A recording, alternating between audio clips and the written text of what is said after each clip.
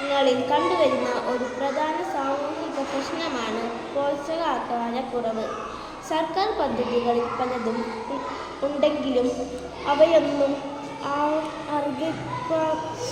അർഹിക്കുന്ന കൈകളിൽ എത്തിച്ചേരുന്നില്ല. ഗർഭിണികളും അമ്മമാരിലും 18 വയസ്സ് താഴെയുള്ള ആൺകുട്ടികളും പെൺകുട്ടികളും അടക്കം എല്ലാവരിലും പോഷകാഹാരക്കുറവ് കണ്ടുവരുന്നു.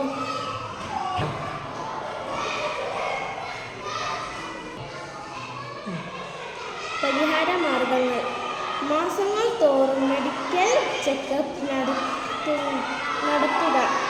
പോഷകാഹാരം ലഭ്യത ഉറപ്പുവരുത്തുക.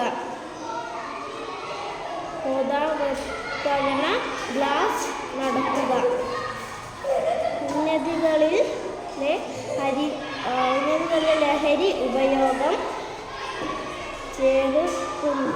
ചുരുക്കുക. വിദ്യാഭ്യാസം ഉറപ്പുവരുത്തുക.